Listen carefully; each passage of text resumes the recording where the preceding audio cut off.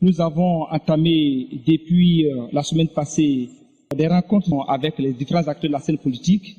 Nous étions le jeudi 07 octobre 2021 avec Madame la présidente de l'URD, Madame Danielle Boni-Claveri.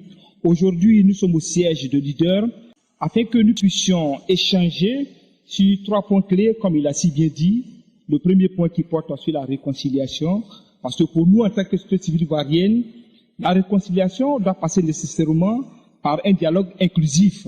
Et ce dialogue nécessite que toutes les forces vives soient autour de la même force, comme M. le Président l'a si bien dit. Et le deuxième point qui porte sur une éventuelle modification de nos constitutions, nous, en tant qu'organisation de la société civile ivoirienne, nous disons que cela n'est pas possible. Parce que le vrai problème de la Côte d'Ivoire, le problème fondamental que traverse la Côte d'Ivoire, c'est le respect de nos textes. Il faut que les gens arrivent à respecter nos textes. Donc, ce que nous disons, il faut respecter notre constitution. Et il n'y a pas de problème entre les différentes générations. Alors, nous ne voyons pas pourquoi est-ce qu'il faut introduire un test pour modifier ou tripatouiller notre constitution et limiter l'âge des potentiels candidats à 75 ans. Nous disons même que ça n'a pas de 75 ans, qu'il y a encore beaucoup de sagesse. C'est vrai, les jeunes peuvent diriger le pays aujourd'hui parce qu'il y a beaucoup de compétences parmi nous. Donc sur ce point, Monsieur le Président et moi-même, nous avons eu à échanger beaucoup. Il y a beaucoup de points de convergence. Le troisième point va porter bien entendu sur la prévention et le vaccin, disons, de la COVID-19. Et nous, en tant qu'organisation de la société civile ivoirienne, nous disons que l'État ivoirien ne communique pas assez pour sensibiliser et assurer nos populations. Aujourd'hui, il est important que les Ivoiriens sachent quels sont les vaccins qui sont disponibles en Côte d'Ivoire, quelles sont les doses disponibles. Et parce qu'aujourd'hui, il découle de notre analyse que tous les efforts qui sont consentis par le gouvernement actuel tournent autour d'Abidjan et ses environs. Mais la Côte d'Ivoire fait 322 462 km².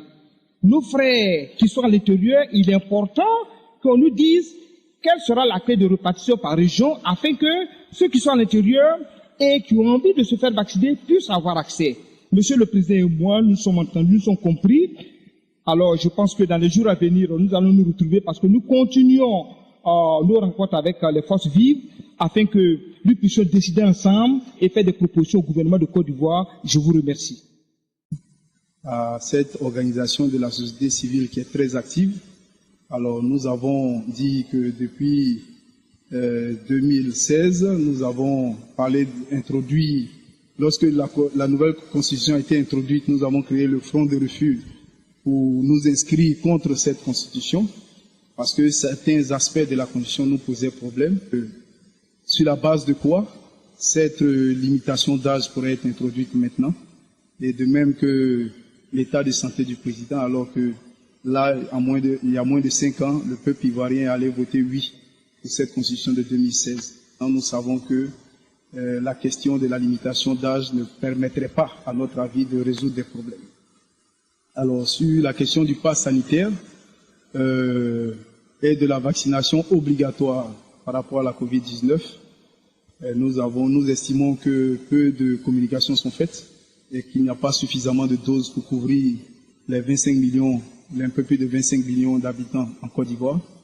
Et donc, la rendre obligatoire aujourd'hui pourrait constituer un véritable problème pour certains de nos compatriotes. Et pour la question de la réconciliation, nous estimons que depuis 2001, un forum de la réconciliation a été organisé et cette question n'a pas empêché les différentes crises. Il s'agit pour nous d'identifier tout ce qui est confligène, de les résoudre, de donner un contenu à la réconciliation, la question foncière, la question du respect des textes de la loi fondamentale, la question de non-tripatouillage des textes et de changer les textes au gré du vent ou à la mesure de la personne. Et nous disons que c'est là les questions essentielles qu'il faut résoudre